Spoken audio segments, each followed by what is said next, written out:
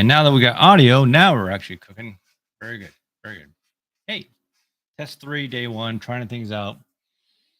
Trying to get the tentacle stuff handled. 2, bam. I have the ability to kind of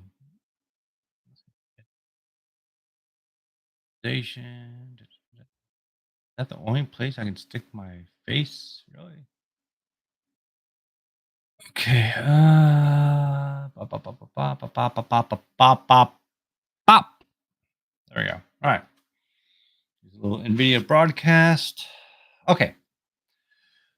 So here we go. Bringing it up. You know, I'm going over flashcards for the ISC2 CC. Really? Oh. By the way, if you haven't heard, thanks to NDP, we should all be contacting Experian, TransUnion, and Equifax and putting freezes on our credit. Why? Because everybody's social security number and name has been compromised if it hasn't been compromised in previous leaks. I actually was reading on the cybersecurity forum on Reddit, how some folks are complaining that, they're getting tired of the solution to all these breaches is just, more credit monitoring, more credit monitoring, more credit monitoring, right? It's like, and I kind of have to agree. I mean, how many times have I gotten, my information compromised? I mean, how many times do I have overlapping credit monitoring plans going on because you can only start at a certain time, usually within what was it, like 90 days or something like that, and it's only for about a year or so before their liability is no longer a factor. Their liability being those who were compromised because they didn't maintain the security of the system, or there's a flaw. There's whatever. Who cares, right? Whether it was intentional lack of effort or whatever. Problem is, your data in their hands is compromised, and that's a solution, right? And is that enough these days? I mean, threat actors are definitely not taking the day off at all. Just that. Something about my hat. No.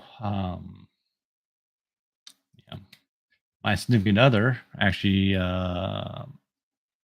is a lawyer. She's a partner in a firm that deals with incident response cases, and she's real busy. Her team's real busy. The reason why they're real busy is because there's a lot of companies out there, a lot of smaller middle range companies that are not protected, not nearly as enough as they need to be, and apparently it's getting to the point where protection is just following a certain level of standards and then getting that insurance policy, right? Let the insurance take the hit, and you just pay the premiums. But it's not really solving the problem, and it's getting to the point now where the malware people and the ransomware people are organizing, getting together about how to better maximize their business model, which is what it is now. It's a business model. Threats to us is the business model, because why not, right? Let's see, fix camera.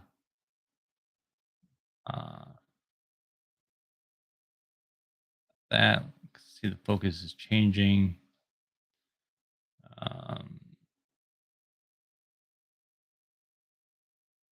That,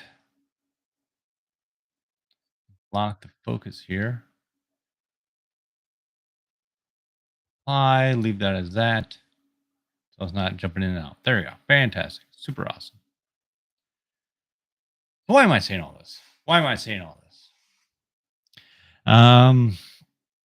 Well, because it's obvious that until there is some sort of major shift in policy, public policy, that kind of stuff, to kind of force companies to better protect themselves. Sounds like the cybersecurity market is really the one that's going to be blowing up ever so more. I mean, we're talking cyber on-prem. We're talking cyber in the cloud. We're talking in the hybrid instances. We're talking like multi-cloud instances. I mean, there are some guys that have built some pretty decent tools out there to kind of mitigate downtime, that kind of stuff. But the reality is, like, we're starting to see, AWS vulnerabilities, GCP vulnerabilities, Azure, you know, and I'm sure the others are not that better off. Why?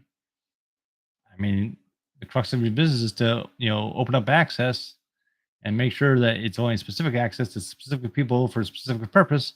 And if not, or if you miss or you misconfigure, well, then that's about 20, 30% of the problem.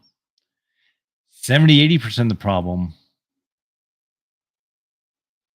us, the user, the human interface. We are the problems because we're being fished, we're being vished, spear fished, what have you, right? Big wigs are getting whale fished, whaling, whatever. It's just a thing. They know that we are the weak link in the security. Sadly, for us to do our jobs, we have to maintain our vigilance and ensure that we are following through with policy and process. You know, do proper editing. As far as like making sure that we're going with the concepts of least availability.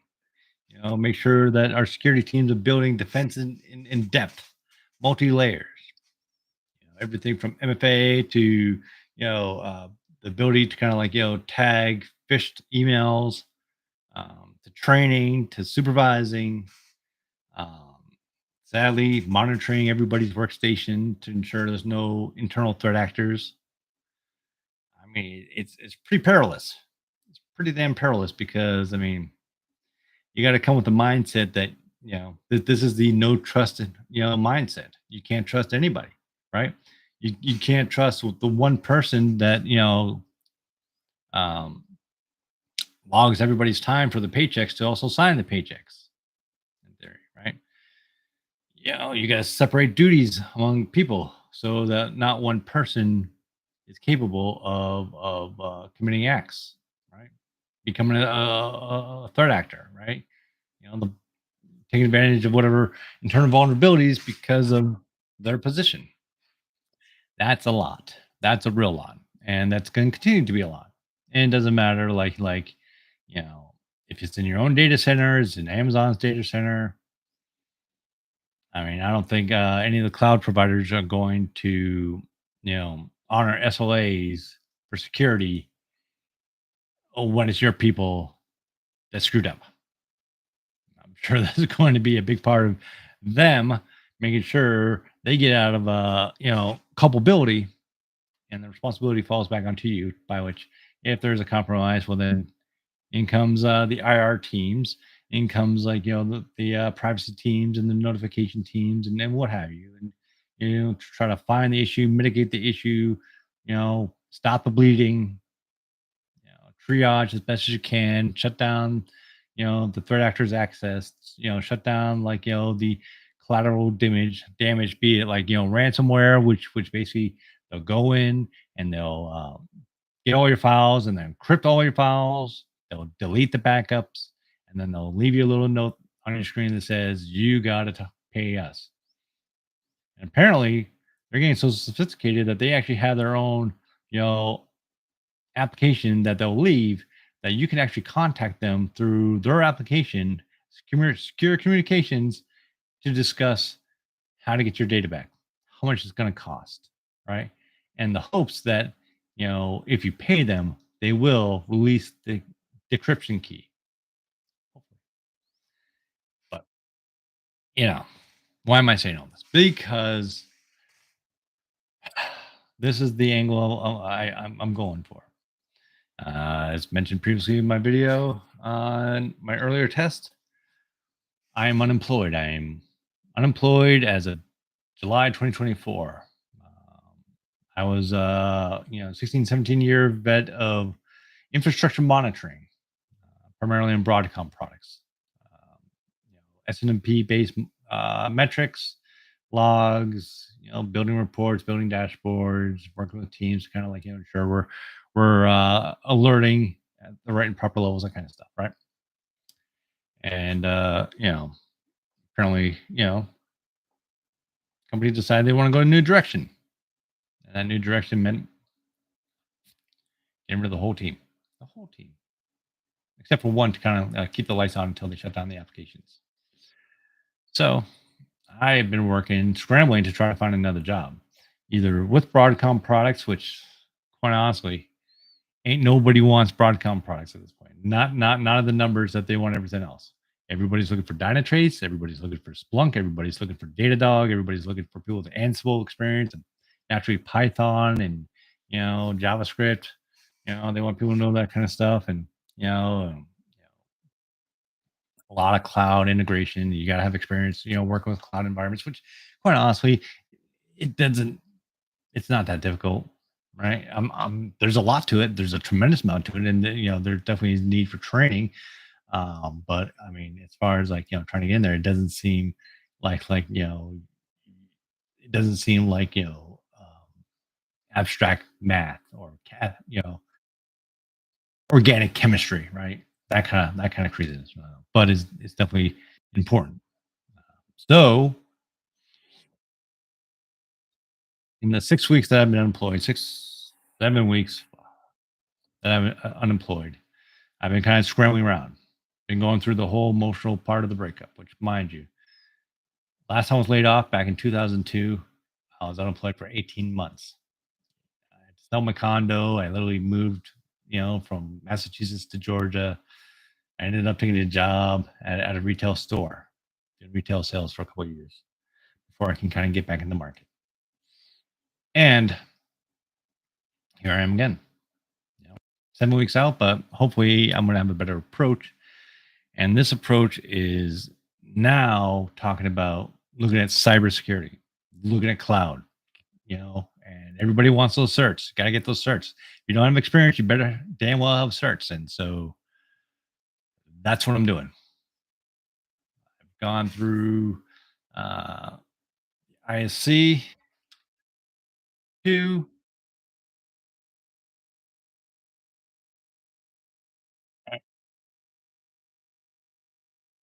I've gotten certifications, which in this is just you complete the walkthrough, which is fine. 3 year valid.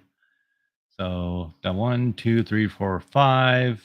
All this search of the history, you know, done it all. Didn't really look at the JavaScript because quite honestly, it's just people talking on video, and this is half of marketing right there. But yeah. So that's the game plan, pal. That's what we're doing here. That's how we're doing this stuff. So let's see here. So how do I we're gonna chat? Blah blah blah blah. Get out of the way. I love how I can get rid of that. But how do I monitor access to the feature?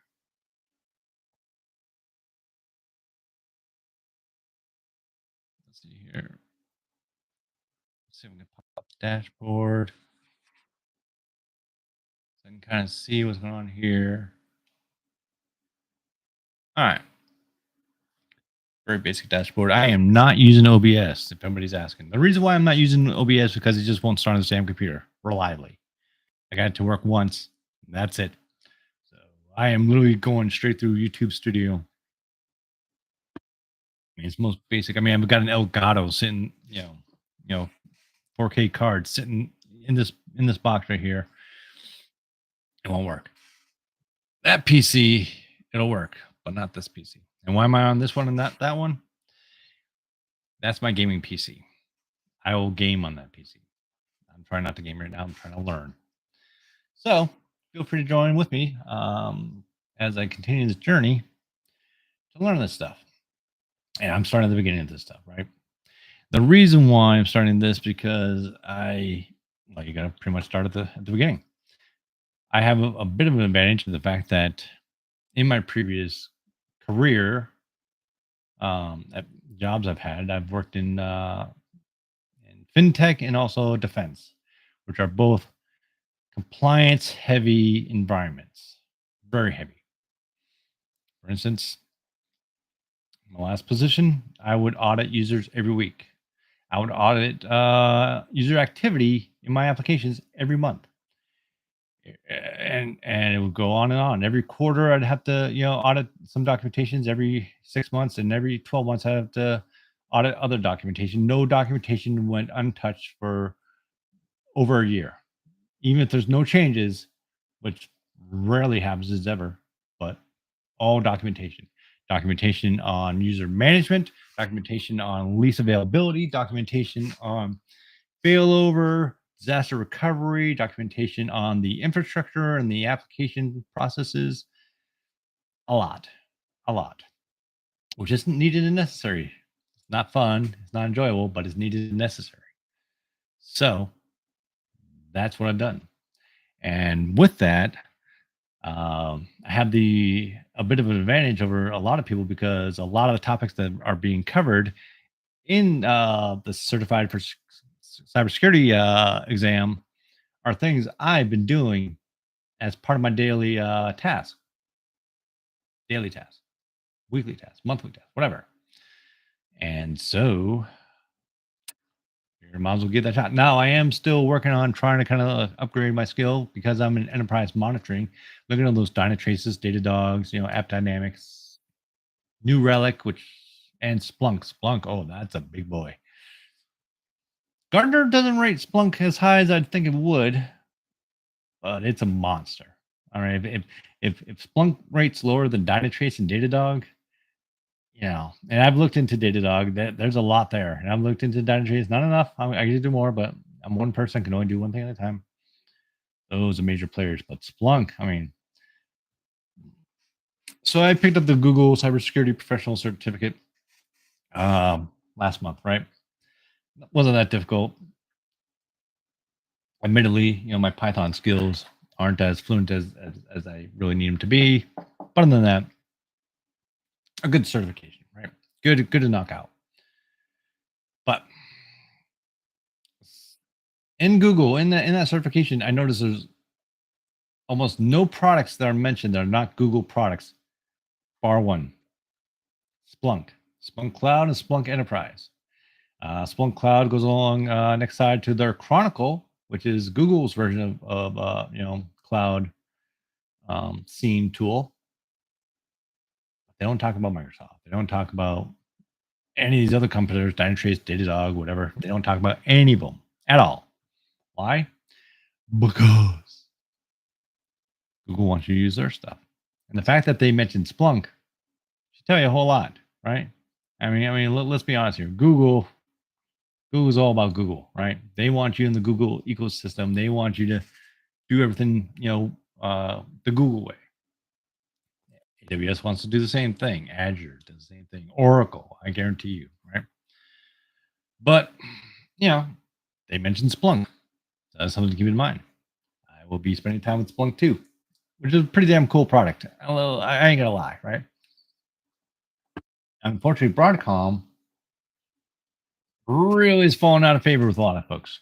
I think it's because of the fact that Broadcom tends to kind of just buy applications and then integrate those applications, and that's all fine and good and all. But it does lead to some compatibility issues, some integration issues, right? It's a bit of a hodgepodge. Spectrum, which was actually created by Comcast, if I recall, Spectrum, DX Spectrum now, because it was Spectrum, now it's DX Spectrum.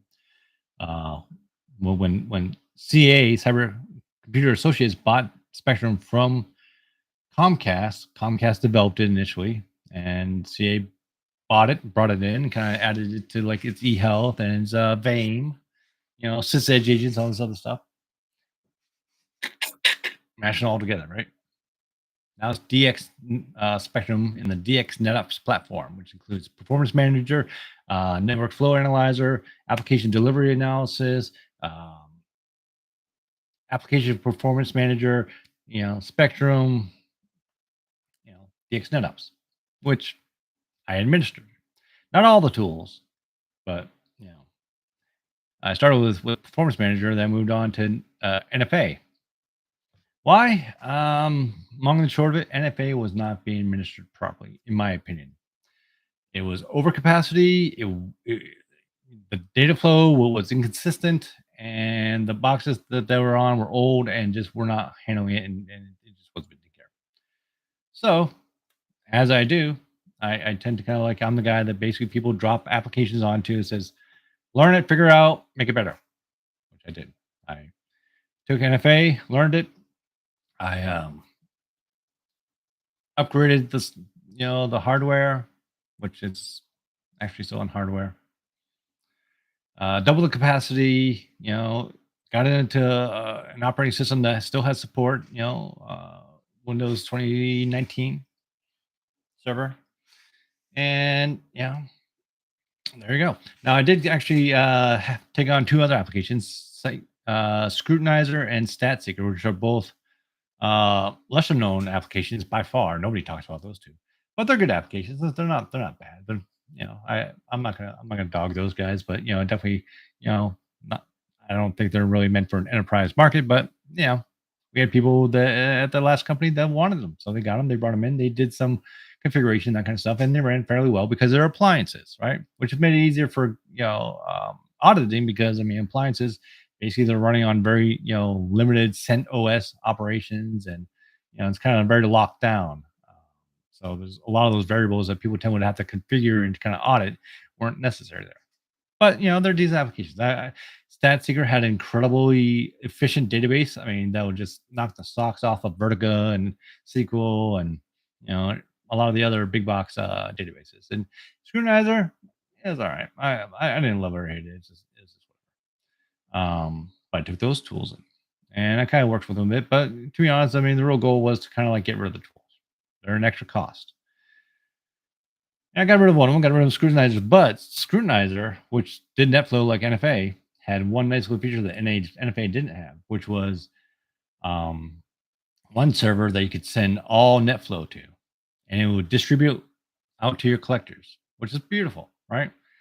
Why? Because trying to convince network to go back and reconfigure interfaces on thousands of routers to point NetFlow to different boxes, what a pain in the A. But with this little Scrutinizer, little mux, if you will, you can kind of determine all the flows that are coming in and figure out where you want to send all the flows by how much data is being sent by each one, by each interface. And it was real nice, right? So I can kind of like I can load balance, manually load balance across my 4 data collectors for NFA, which also made it a lot more efficient, right?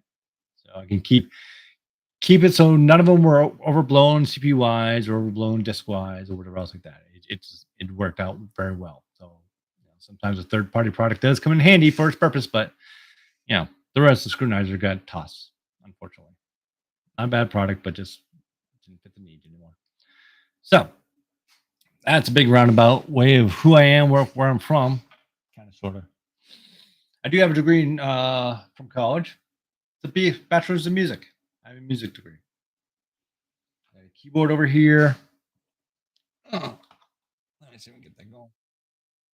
Keyboard. Got some guitars way back there. As you can see, I got a lot of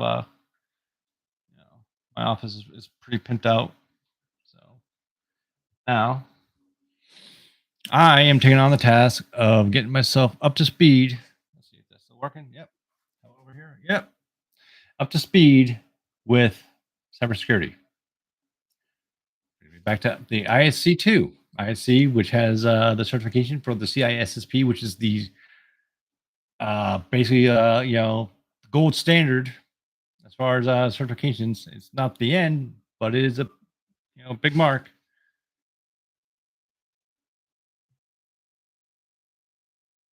Which is something I'm going to be working towards. Now, with that, something to note is you've got 5 years being provisional in the CISSP once you pass the certification. Because out of the 8 security domains, you have to work in 2 of those security domains. I'm not exactly sure how they kind of verify that. IAM and like operations and business recovery, disaster recovery, and business continuity. You know, quite a few of these domains, operations. Make sure auditing is in place. So I'm not exactly sure how the ISC uh, validates all that, but I want to find out. Right now, I'm working on this. So I've gone through, the ISC's training, which is free. It's free, as you see here. The very smart of the part, they'll pay for the training. I think they even pay for the first exam, which is what I'm studying for right now. So I've been working on this. As to see, I've got like 44 out of 59 flashcards I looked through, and I am still learning a lot.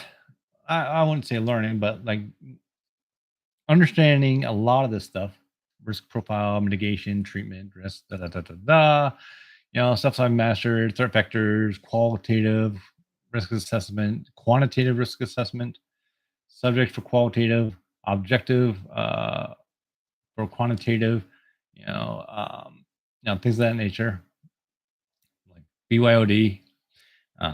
A lot of the stuff I've been living with in my last few companies. So now I just need to kind of like memorize these, so I can go and take the exam. Right, 100 questions, whatever. I mean, I've got a CCNA. If anybody who has taken CCNA cert, you know, Cisco don't f around. I mean, Microsoft has their adaptive, Cisco, whatever, but Cisco doesn't f around, right? If you get a Cisco cert, it's solid. It's just old. Mine's stale. It's only lasts 3 years, right? So here we go. Cover the use of personally identified information. What is that? That is PII, privacy policy, right? Privacy policy for personally identified information. So the privacy policy for personally identified information. All right, next. Cover the documentation approval and rollback of technology changes. I want to say change management. Change management. There you go. See, I would actually have to put in changes whenever I needed to do an upgrade, whenever I needed to do like a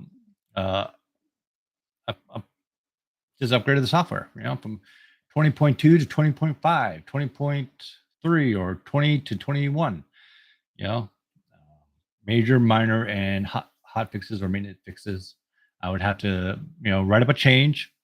I'd have to document when, where, how, what I'm touching, why I'm touching it, the process I'm going to be touching it, what happens if things go right, what happens if things go wrong, how do I validate, and actually when I do the change, I have to document my me going through these steps and processes in real time. From backing up media to installing applications to testing to whatever, right? And I'd have to kind of like if my application causes an impact to, in most cases my applications would impact operations because my alerts will no longer be effective while I'm doing the change, so they wouldn't get those alerts for high CPU, high disk, high memory, high bandwidth, whatever else we had, right? So yeah, change management, it's a thing. If you ever had to go to a change advisory board and defend your change, it is a fun time sometimes, depending on who is managing that. But I've never got it turned down. Usually, I would get whacked before hitting the cab because I forgot some details, and a good change management director will ensure that before you even get to change board, your documentation is tight. You've got all the pertinent information. If there's an outage, you get your outage documented. Why? Because he wants you to succeed, and he knows that those are aspects that are quite important. And of course, naturally, we're all talking about like change vis-a-vis ITIL, right? The ITIL methodology of computer services. So again, that's a whole different bag in itself, right? I've never got ITIL certified, but I've been living in ITIL environments for a very long time. I understand the need and the purpose, and I understand why. Because yeah, I've been there when somebody broke a supervisory card on a core switch, and boy, did that approved change save their skin because management signed off on it. So who's going to take the heat, right? So Anyways, moving on. Which element of a security policy framework includes suggestions that are not mandatory? Which element of security policy framework? Guidelines. Guidelines. Element of security policy framework includes suggestions that are not mandatory. Guidelines. Guidelines are not policy. Guidelines are suggestions. What law applies to the use of personal information belonging to the European Union? The General Data Protection GDPR. General Data Protection, I don't know what the R stands for. Rule.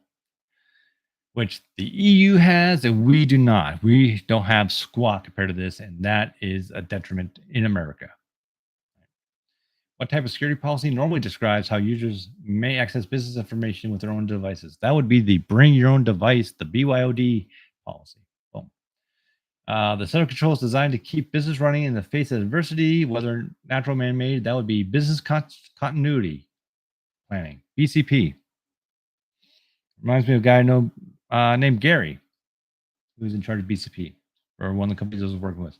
His job was to make sure that everybody that would need to have some sort of documentation, should something go down, regardless of what it could be, you lose power, your diesel's dead, somebody's broken into your data center, you know, there's water damage on your server racks.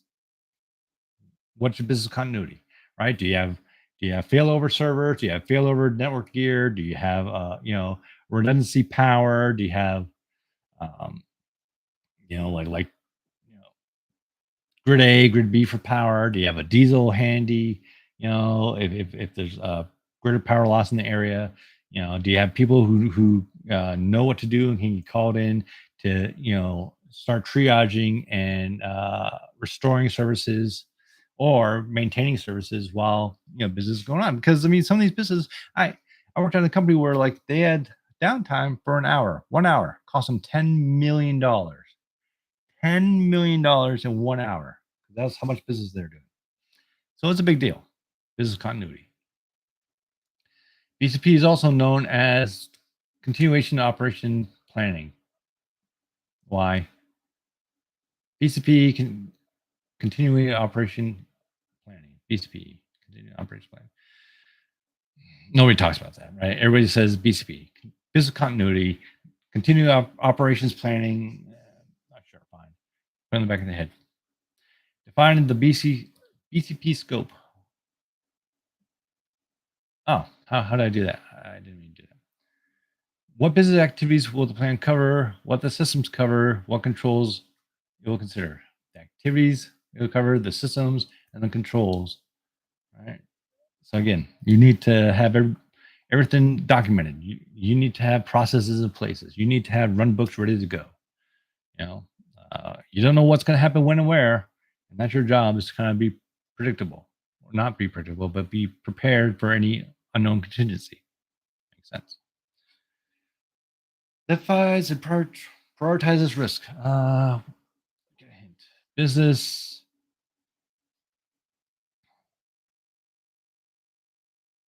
assessment. Business impact assessment. Business impact assessment. Ah, that's close. Business impact assessment. Okay. Business impact assessment identifies and prioritizes risks. Business continuity plans in the cloud require blank between providers and customers.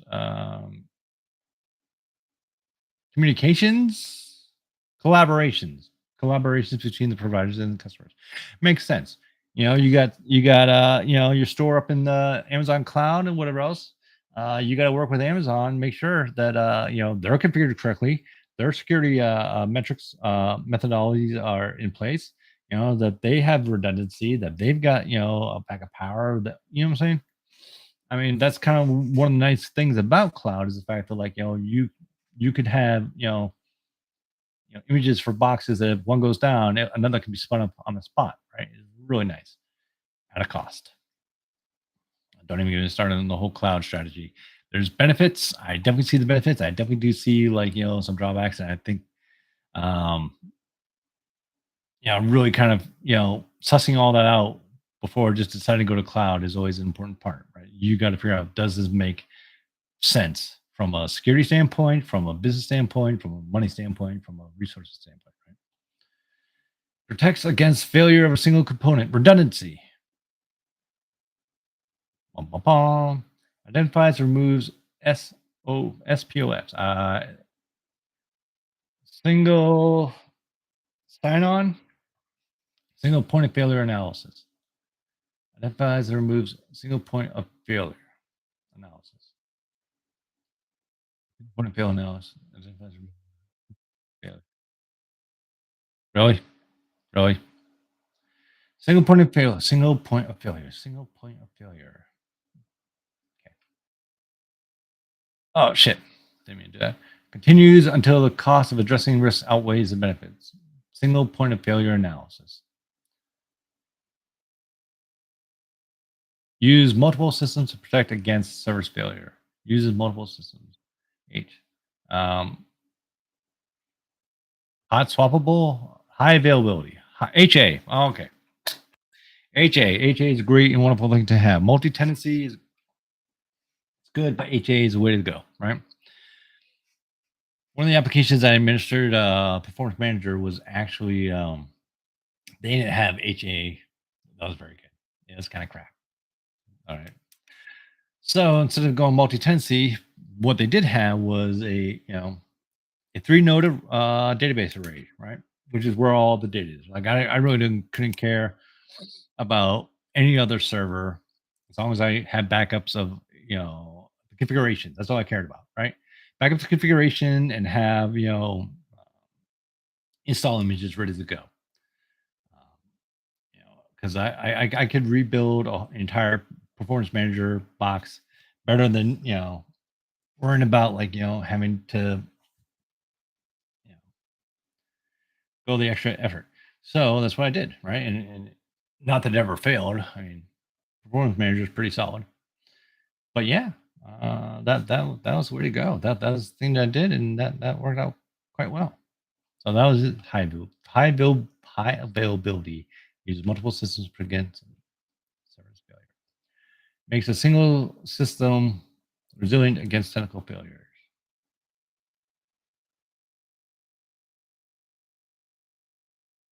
Failover. Makes fault tolerance. Fault tolerance makes a single system resilient to technical failure. Fault tolerance. Single system resilient. Fault tolerance. Spreads demand across systems. Load balancing.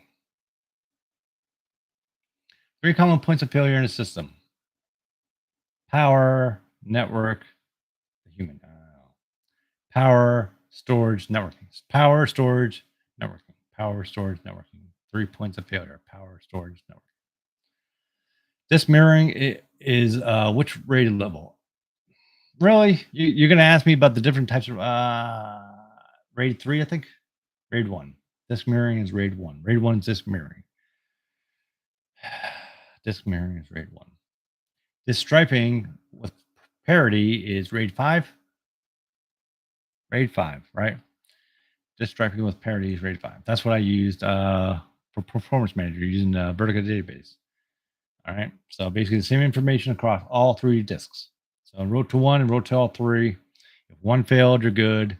You could recover and stay up and running. If 2 failed, well then you can recover, but you gotta get another node back up, right?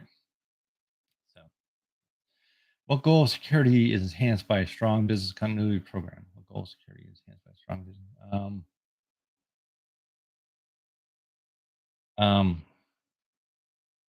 Availability. Jesus Christ. What goal of security? Yeah, nothing anybody's looking, which is good, great, fine. Security is enhanced by a strong business continuity availability, which is what you want. Business continuity availability. What's the minimum number of disks required to perform RAID 5? 3. Which type of control are we using if we supplement a single firewall with a secondary standby firewall ready to assume responsibility if the type of control? Failover? High availability. High availability. High availability. Okay. Provide structure during cybersecurity incidents. Runbooks. Incident response plan. Right. aka runbook, right? Incident response plan usually is kind of documented in runbook. And with that, I'm throwing out this old plan.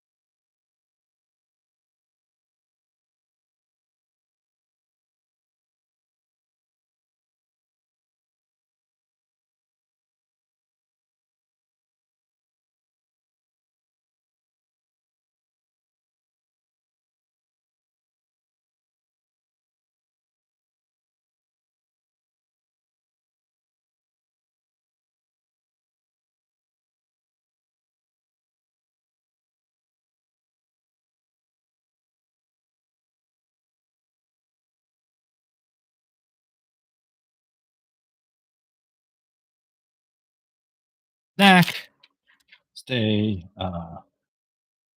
hydrated, do the needful, as they would say.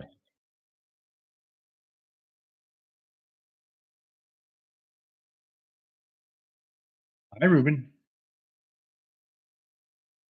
Hi, Rue. Hey, boy.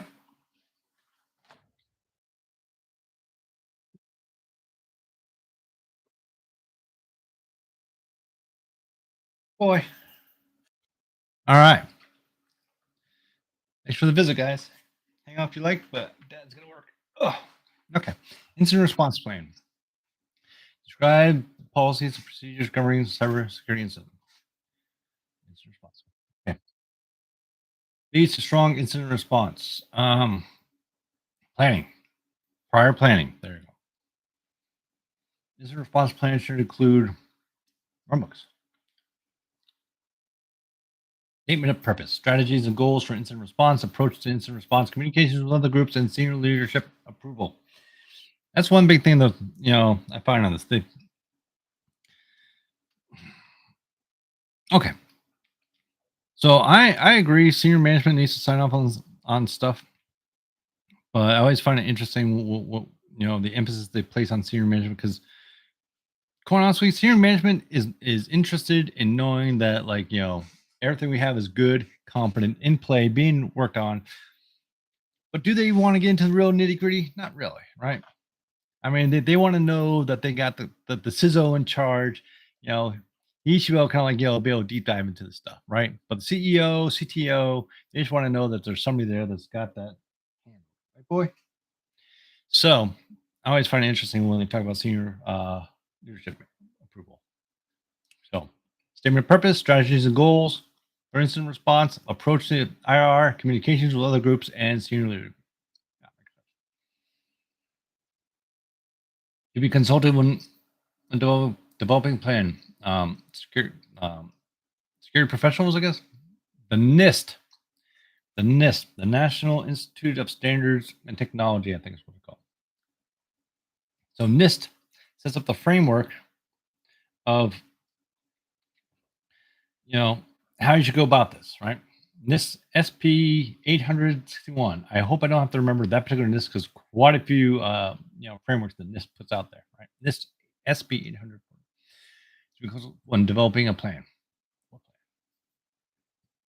Incident response teams must have personnel availability documented 24/7. Sure.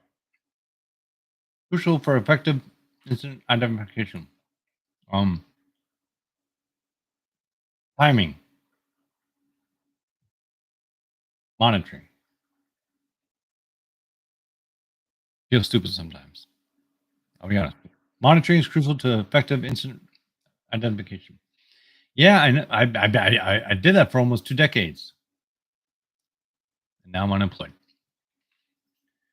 Blank security solution that collects information from diverse sources, analyzes it, and signs for security incidents, and retains it for later use.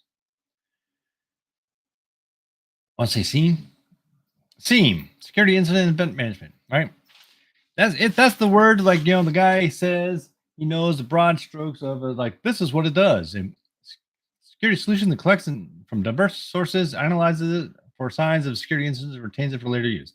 SIEM tools: Splunk, Chronicle, Dynatrace, Datadog, Broadcom.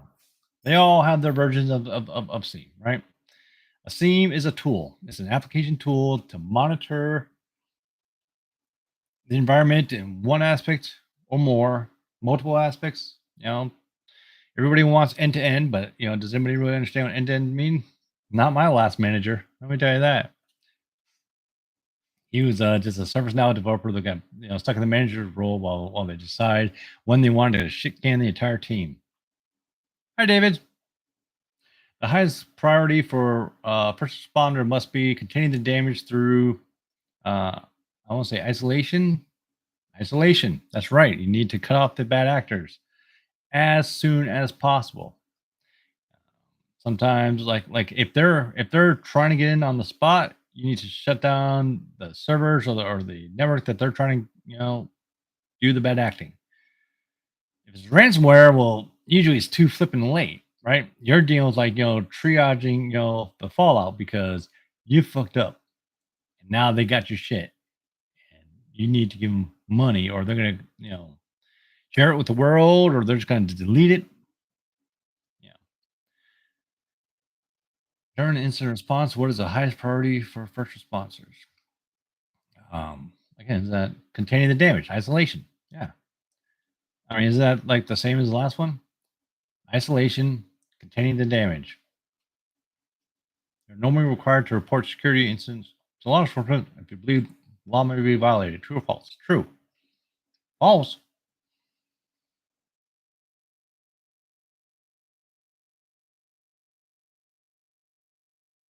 Interesting. Um, I say that because you know I talked to somebody who I know my significant other deals with the FBI all the time. In her role as a legal eagle. And I don't know if this is correct, but all right, false. You don't have to tell the cops if the law's been violated.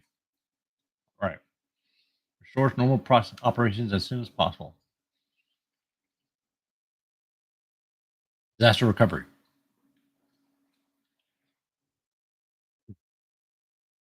Good.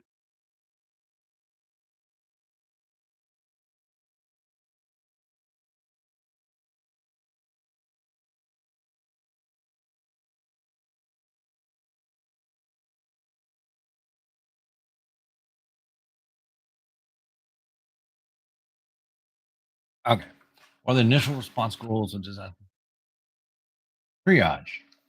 Contain the damage. Recover normal operations. Contain the damage and recover normal. See, if this was like multiple choice, I'm gonna be knocking this shit out left and right, right? You know, 'cause if I see the answer, I'm gonna know the answer, right? Which is why I do very well with multiple choice. When I took my Juniper cert, I just memorized it, right? I mean, I understand the technology Juniper built on like a Linux based OS and that kind of stuff. Very good fine. But yeah, I got a 96 on that. Got it done in about 8 minutes, and I didn't even look at the questions. I just looked at the combination of answers, and I memorized it so well that the answers gave me the answer to what the question was. It's the amount of time to resource ETR. Recovery time objective. Recovery time objective. Amount of time to restore. Recovery time objective. Great, good, fine. Yada yada yada yada. Anyone watching it? No. Great, good, fine. Moving on. The amount of data recovered is the amount. What? Recovery point of objection. Right. Now you get into these recovery time objective, recovery point objective. All right, the recovery point objectives, making sure the amount of data you recover, recovery time objective is the time it takes to restore.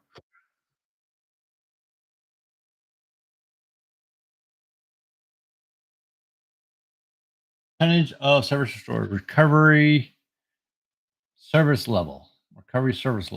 It's a percentage of service restored. Again, like this multiple choice. I'll get it right. It's a percentage of service to restore recovery service level. So you got RTO, you got RPO, recovery source RSL provides a data safety net. Backups. Types of backup media. You can have all kinds of types. I mean, you can have on-site backups. You can have off-site backups. You can have tape backups. I mean, that's an open-ended question. Disk to disk, cloud backups, tape backups, disk to disk. Yeah. Include a complete copy of all data. That's a snapshot. Full backup. All right, you want to say full backup, not a snapshot, because we're not talking about VMs. Okay, great, good, fine. Full backups include a complete copy of all data. Are types of full backups. Snapshot and images. Snapshots and images. There you go. See? Told you. Includes all data modified since the last backup. Partial. God, what was the term? It starts with a D. Deterministic. Differential backups? See again, like it has to be multiple choice because I'm not going to use the word differential backups. Includes all data modified since the last backup. Differential backups. Includes all data modified since the last full incremental backups. Incremental backups. Joe performs full backups every Sunday evening and differential backups every weekday evening. His system fails on Friday morning. What backup does he have?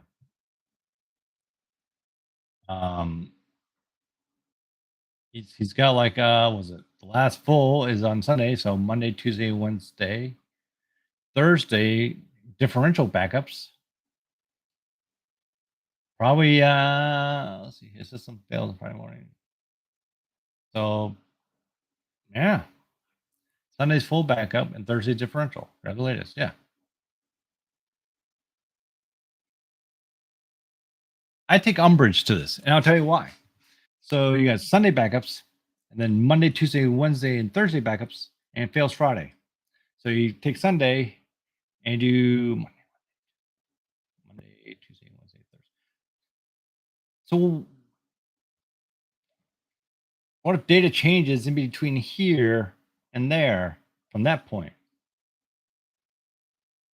You know what I'm saying? You can do Sunday and Thursday, great, good, fine. But you could have a gap of data for Monday, Tuesday, and Wednesday. My thoughts.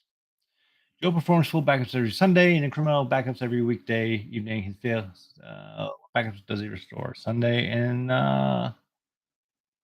Sunday's full backups. There we go. Right? That's what I'm talking about. So back here, full and Thursday differential. And then okay, so different. This is the difference. Differential. So Sunday and then Thursday, right? Sunday, Monday, Tuesday, Wednesday, Thursday. Yes, which is what I would do. Incremental, not differential. Provides alternate data processing. I don't know. Disaster recovery sites. Alternate data processing. I'm not a big fan of the language they use. Disaster recovery facility sites. Cloud. I don't know what you're looking for. Hot site, cold site, warm site.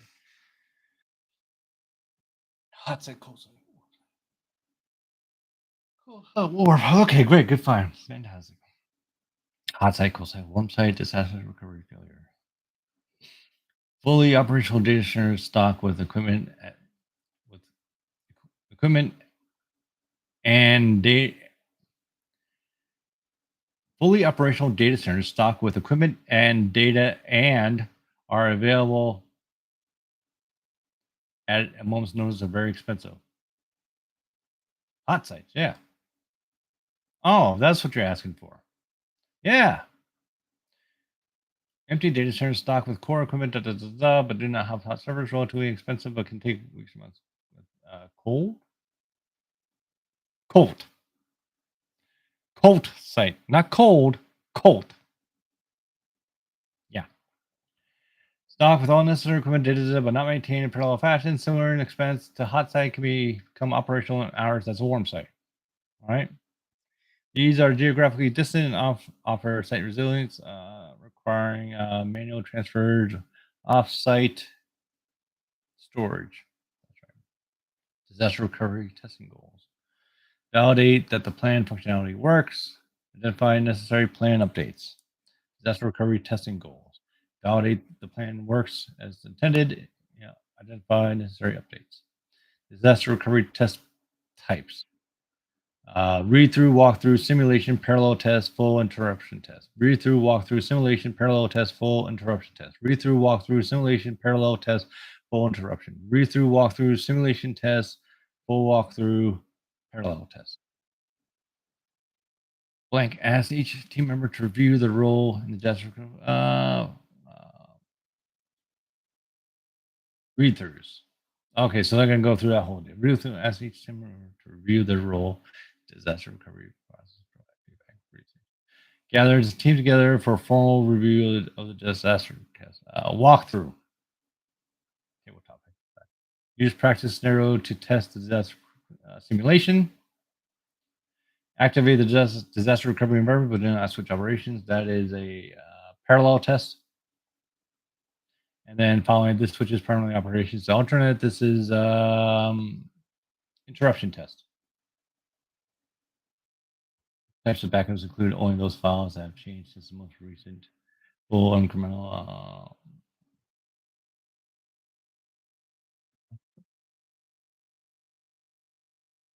I'm sorry. One of the other. Which types of backups include only files that have changed since the most recent full or incremental backup? Incremental. What disaster recovery metric provides target amount of time to store? That's recovery time objective. Which disaster recovery test involves actual activation of DR site? That is interruption test. Not failing over. Actual activation parallel. What type of disaster recovery site is available? Most quickly, that'd be hot site. Within the organization, who can identify risks? D1, L1, L2, L2.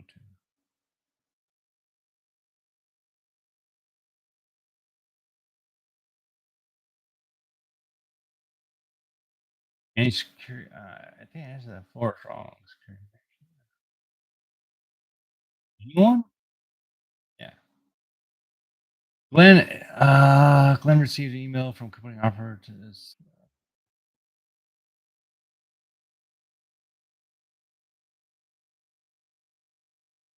ISP? I mean, if you had those answers, that'd be handy. To be fair, to be honest. So we should kind of just go on the side over here for a bit. Nobody's watching, so who cares?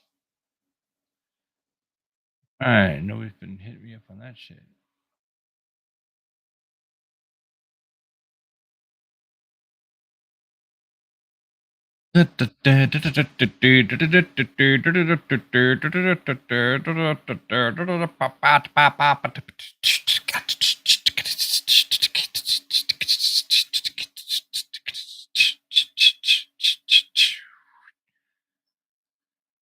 Okay, just taking a break for a moment, kind of looking at like other stuff.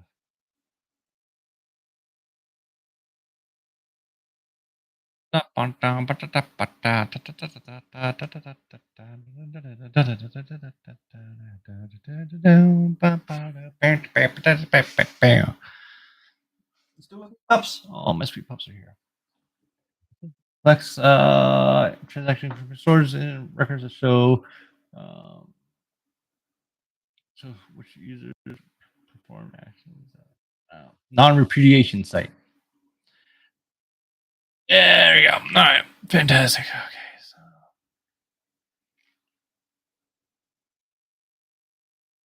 all right. Upstream breakout. I mean, I'm real basic today. Right? I'm real basic. I mean, I'm talking about just straight up YouTube Studio, right? Okay. Risk management concepts A and is it something that poses risk a threat? Software firewall is an application that runs on device and prevents specific types of traffic from entering the device. This type of creative tentacle. God damn it. Tentacle control. Firewall is tentacle control. ISC member joined group after attending a few sessions. The team learns that some participants in the group are sharing malware with each other. Okay. Use against other organizations. Uh, I guess D. Stop participating in the group. Yeah. City Grandpa wants to ensure that all of his citizens are protected from malware, so the city council created a rule that anyone caught creating or launching malware within the city must receive a fine and go to jail. What kind of rule is this? It's law. I guarantee you that could that, this day and age that would probably be struck down by the courts. Some insane reason. PCI. I know PCI. Mhm. These rules that merchants must follow. Mhm. Like for instance, PCI rules say you cannot, you're not allowed to say no if somebody wants to make a transaction regardless of the amount of money. You ever see a gas station says, credit cards $5 or more? It's the rules. Now, what would happen is you would have to report them to Visa or MasterCard. They would investigate and either kind of like, deal with it like internally. I mean, that's what's happening. The long and short of it, nobody does squat, right? Because it's just a pain in the ass. But whatever. Uh, PCI Council rules. This is policy, right? Standard. Okay, standard. Set of rules is a standard. Okay. After that, remember data analysis traffic. After that is removing document actions. Violating violating acceptable use policy. Watching streaming videos during work hours. What should Aphrodite do? Inform management. Yeah. Has a rule that says all employees working with sensitive hard copy documents must put the documents into a safe at the end of the day where they're locked up until the following workday. What kind of control? This is, I guess, physical. Administrative. Sorry, I'm talking about the safe. Yes, per pack works in security office. Pack is assigned. Assess particular threats.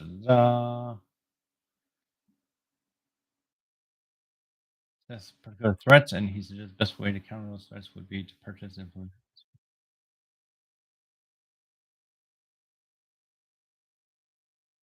Uh, Mitigation? Yeah. The security office is tasked with running a detailed set of processes on how employees should wear protective gear, blah, blah, blah. This is policy, procedure.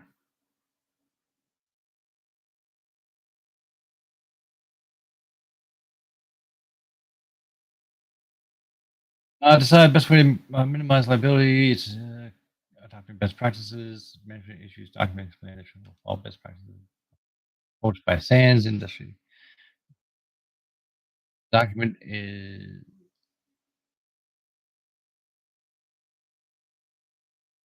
policy B, policy and standard. Darwin's colleagues should getting into ISC third as our um, explain the style and the format of the questions, but no details. Come on, come on. I mean, don't give them the exam questions. Don't give them a list of all the exam questions. I get that, right? That's cheating. But you can't talk over like the details. You can't talk about like what's going to be in it. Key things to look out for. You know, like recovery time objective, recovery point objective, recovery service level. You can't talk about that. Come on. Discussing that isn't like cheating. It's just kind of just tell them details of the kind of information that you're looking at. Whatever. The following, which would probably not be considered a threat: natural disaster, unintentional damage to the system caused by usual damage, laptops, external attacker trying to get. Say B. Okay. Sahoban. Today's one got a parking ticket while shopping after work. Hey, the parking ticket. What does this have to do with the price of tea in China? Resign? Inform your superiors you got a parking ticket? Inform my what? Please, I want this question on the exam. I want this question. I want this ridiculous question on the exam. Why why is this question here? Soban has a life outside of work. What should he do? Example of something you are. Authentication factor. A user ID. Photograph of the face.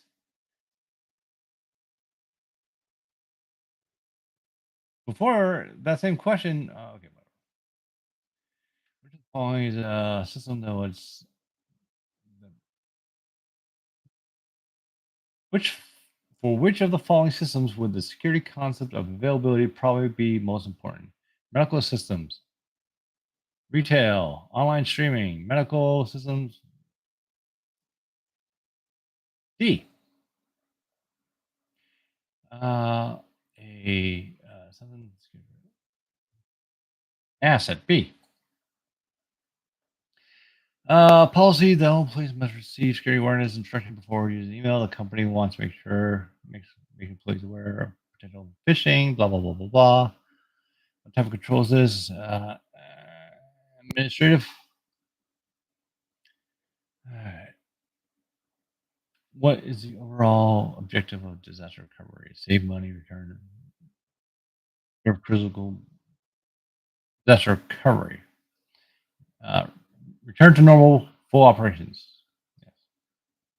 Business continuity planning is a reactive procedure that restores business operations. No, that's false.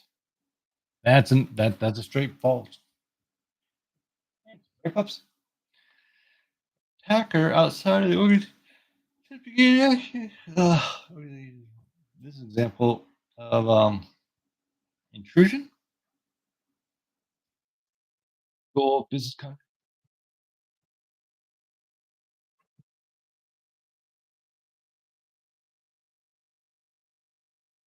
A.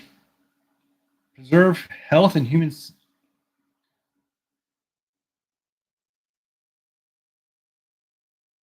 What?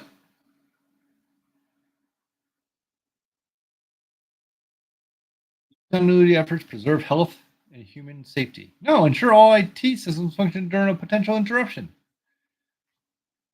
I mean, I'm saying that like health and human safety isn't that like assumed? Shouldn't that be assumed that like human and health should be what is the risk associated with resuming full normal operations to suggestions? Yeah.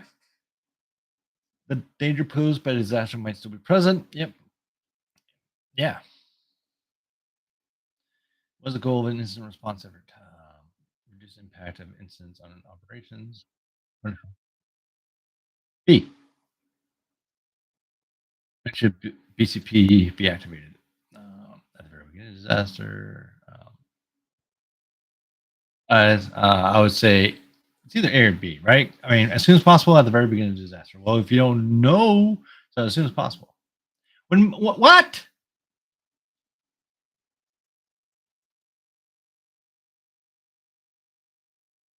These are no bullshit questions. Explain this.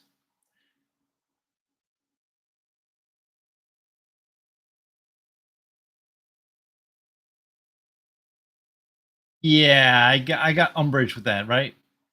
So you're telling me that like you can't activate a business continuity plan until you get a hold of the CEO to say, "Yeah, go ahead, do the BCP." No, no, no, no. Because you know what they're gonna say is, why are you waiting for me? All right, BCP should be instituted as soon as possible, if not like with the which quite honestly as soon as possible, right? But when management decides, okay, sure, fine. In order for biometric security to function properly, an authorized person's physiological data must be stored. Perimeter of the property surrounded by a fence. There is a gate with a guard at the entrance. All inner doors only admit personnel with badges, cameras, surveillance. Um, Sensitive data and media are kept in safes when on use. This is defense in depth. All data in the agency is assigned to a particular sensitivity level classifications. Every person in the agency is assigned a clearance level, which determines the classification of data. Yes. That is mandatory access control. Preacher is allowed to add to the users, but not allowed to read or modify data on the GPU itself. When preacher logs on the system access control list, checks to determine which permissions preacher has. That is a least privilege. Network traffic or originating from outside to the blocked by a firewall. What's the most crucial element of an organization?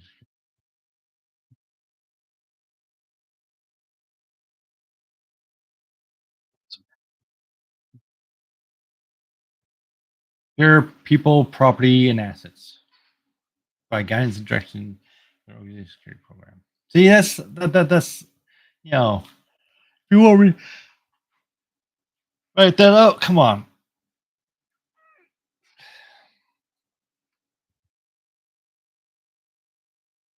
What is the role of security manager? Make sure that all policies and procedures being followed. Plan, implement, and manage organization security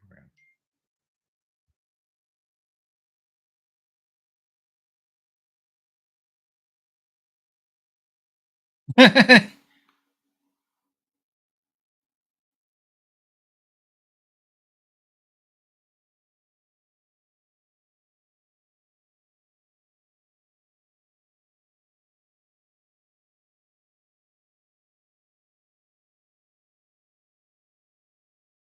Interesting. Okay.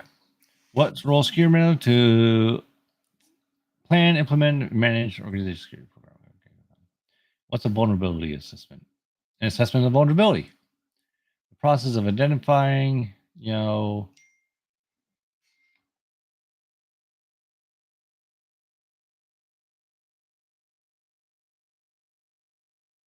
identifying, quantifying, prioritizing security weaknesses to an organization's system, application, and network. Identify, quantify, and prioritize.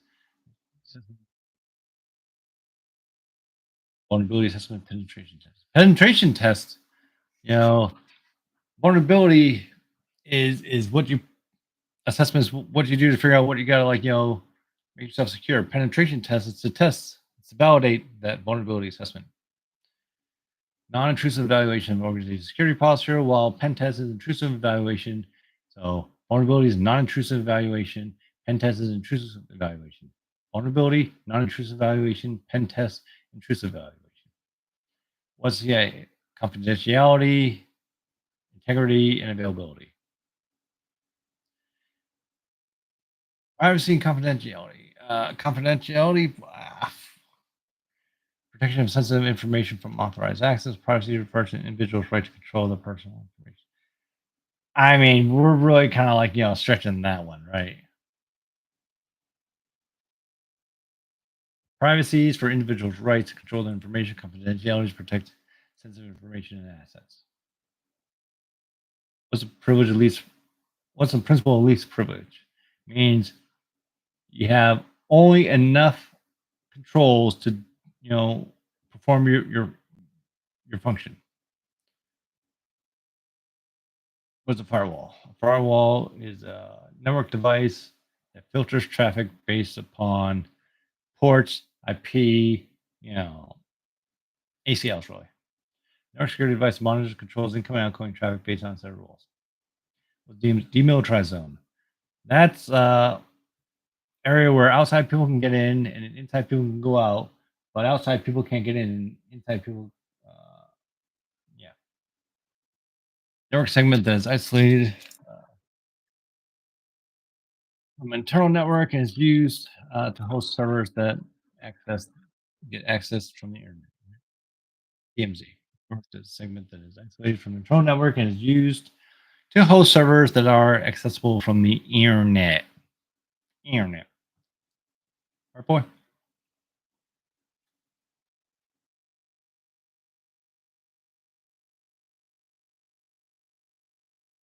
What is encryption? It is a cryptographic method of securing your data, converting plain text into unreadable format that protects confidentiality of the data. Digital signature. It is a verified method to authenticate the contents. Electronic method of verifying authentication, integrity of a message and document. Electronic method of verifying the authenticity and integrity of a message or document. All right. A quarter way done. Quarter of the way. Certificate authority. Well, external entity. The organization issues digital certificates that can be used to verify, identify the individuals, systems, and organizations. SSL. Protocol that provides communications on the internet by encrypting data between web browsers and web servers. SSL. Which nobody uses anymore. SSL is old. Now it's TLS. Like 1.3, I believe. It's the standard now. VPN. What's a VPN?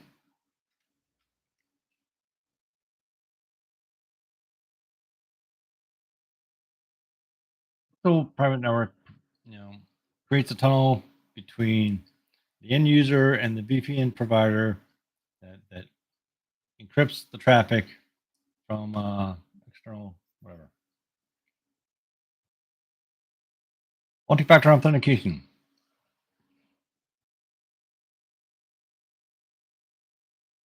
Who am I? What do I know? How can I prove it? Right. A method to authenticate by verifying your user, I guess. Security mechanism that requires users to provide more than one form of authentication, such as a password and a fingerprint, to gain access to the system. Security mechanism that requires the user to provide more than one form of authentication, such as a password and a fingerprint, to gain access to the system. What is denial of service attack? It's when you basically just flood the DMZ with web requests until the web server can't handle the load.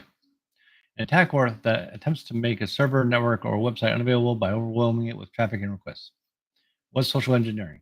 Is when somebody goes in and tries to kind of get you to compromise integrity of the network or the application of the service um, by finding out details that they can use to kind of log in. Use of deception to manipulate individuals into divulging confidential information or performing actions that may not be in their best interest.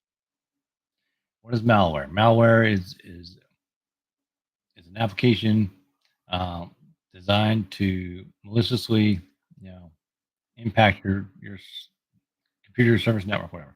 Software designed to cause harm or damage to the computer service network, whatever. What's a phishing attack? Phishing attack is when you're emailed an email trying to trick you to providing confidential information that they can use to attack. An attack that attempts to trick individuals into revealing sensitive information, such as passwords or credit card numbers, by posing as a trustworthy entity. What is man in the middle attack? This is when they kind of intercept the traffic along the way and then either manipulate it or replace it with their own designed traffic for the benefit. An attack that intercepts communications between two parties to eavesdrop or modify the data being exchanged. That's what I said. What is a rootkit? A rootkit is an application that bypasses security to allow the perpetrator to have full administrative access to the system. Software designed to hide its presence on a system, allow attacker to gain control, unauthorized control, yeah, to bypass. What's a honeypot? A honeypot is when you set up a server as you know, basically it's a decoy. Honeypot's it's an IT decoy to trick the bad actors into um, you know decoy systems that's designed to attract and detect unauthorized. So attract and detect unauthorized access. Security incident. When a threat actor attempts to breach security or authentication, stuff like that. Right? An event that could potentially threaten CIA confidentiality, integrity, or availability of an organization's information or system. Yay.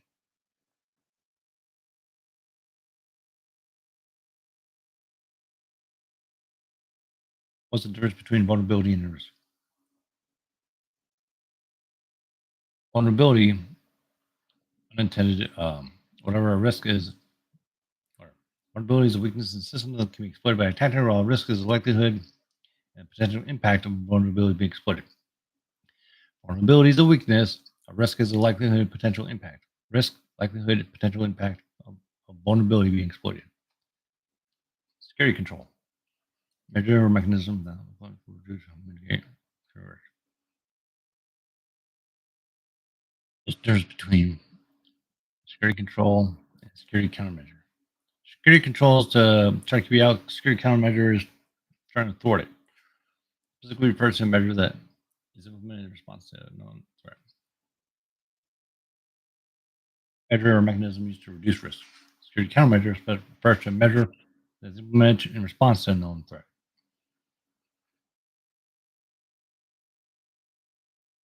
That's in depth.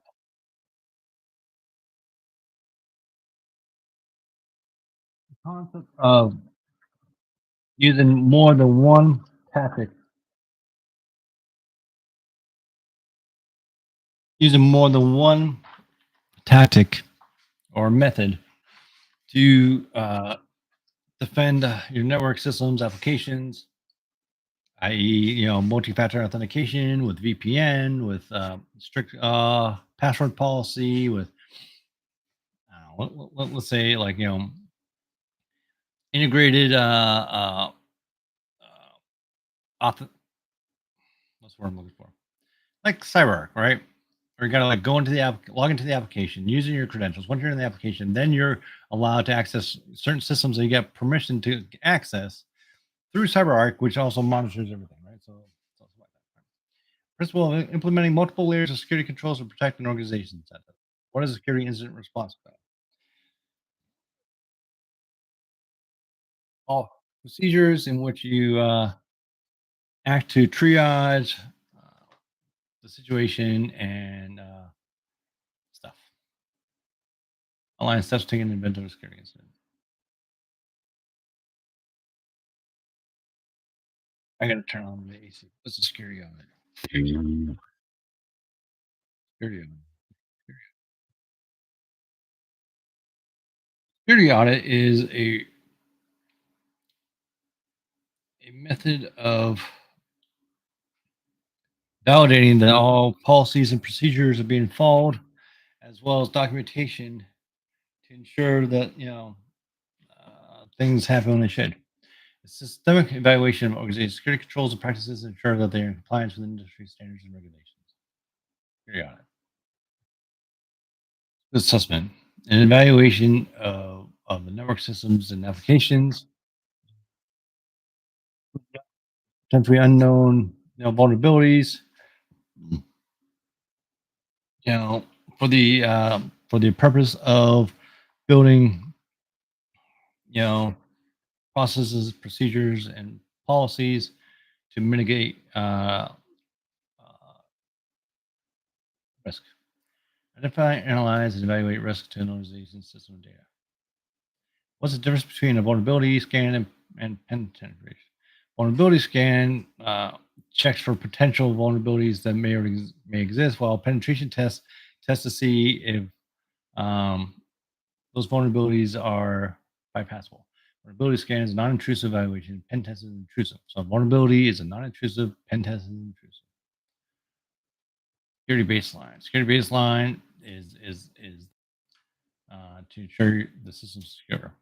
Minimal security requirements must be met by the organization. The difference between systemic and asystemic, symmetric and asymmetric encryption. Let's see, asymmetric encryption.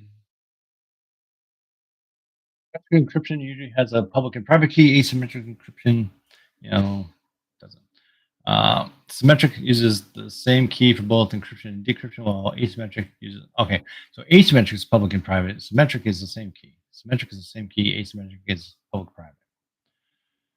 All right. What's the access control list? Configuration that allows specific IPs access to other IPs or IP based on certain ports. Set rules to determine which user systems are allowed access or interact with a particular resource. What's a security information event management system? It's a tool to monitor, collect data, um, consolidate it, and analyze it for potential um, incidences. Collects and analyzes security events and alerts to detect and respond to security threats. What's a data loss prevention system? That monitors and prevents unauthorized transmissions of data from outside.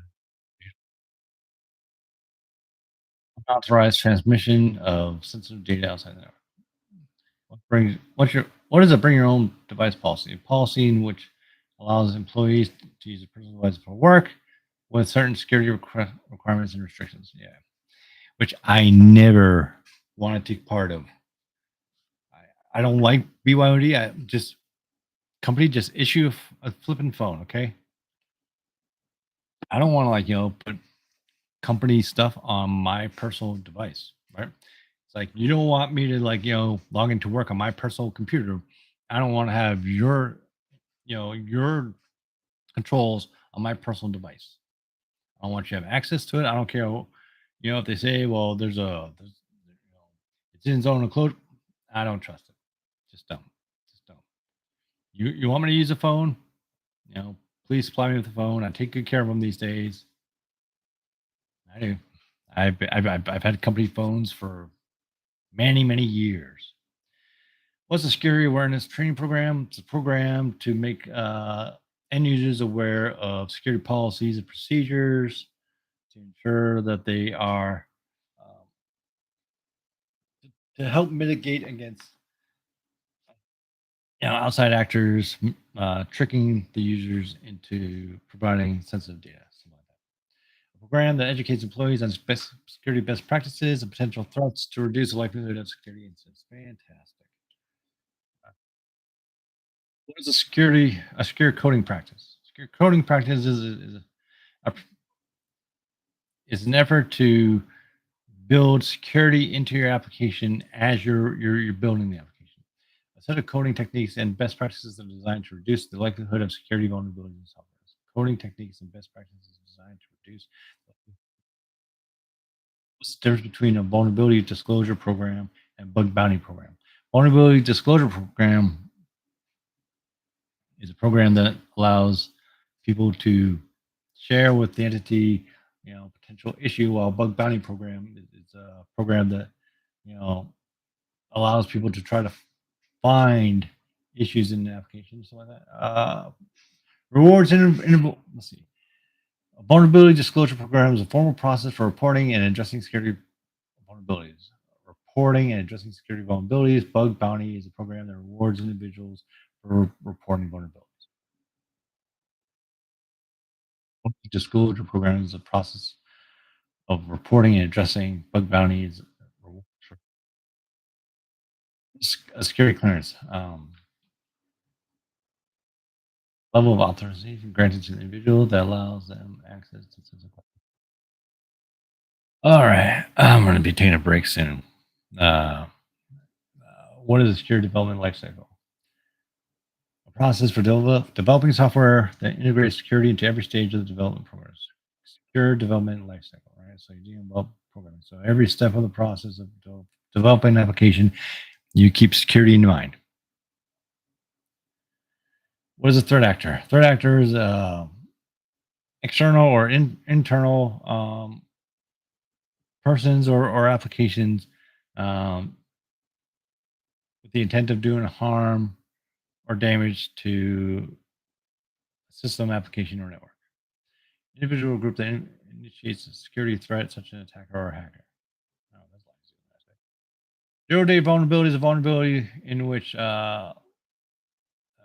no action is needed to be taken on the application for it to be exploited. Unknown to the software vendor and forwards no patch and or vulnerability that is unknown to the software vendor and forwards no patch or security incident response team. These are operations folks that team responses responsible for responding to security incidents and managing an organization's response. This is the difference between security incident and security event. Security incident situation with impact. Security event is observable occurrence that has a potential to affect the security of an organization, while a security incident is an event that has been confirmed as a security breach. Security incident has been confirmed as a security breach or compromised security event. Observable occurrence that has potential effect. What is a security token? Security token is a key, security key, right? A physical or digital device that's used to authenticate a user's identity. Oh, what's going on? He's trying to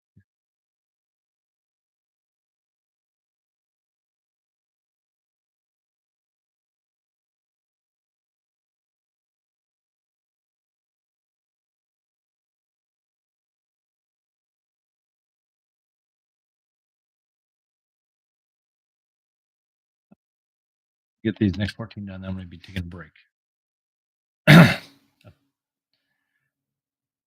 Security information exchange. I don't know.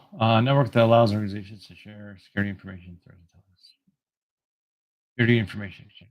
Network that allows organizations to security, security objective, specific goal requirement. Again, like if this is multi-channel, multi, you know, question, multi-answer, I'm going to get it. Risk management framework. It's the outline and how to, continually assess, validate, mediate, or mitigate, or design tolerances around risk. Structured approach to identify, analyze, and mitigating risk to an organization's system. Risk management framework. Identify, analyze, and mitigate risk. Business continuity plan. Business continuity plan designed to best ensure the business keeps working during an incident or situation.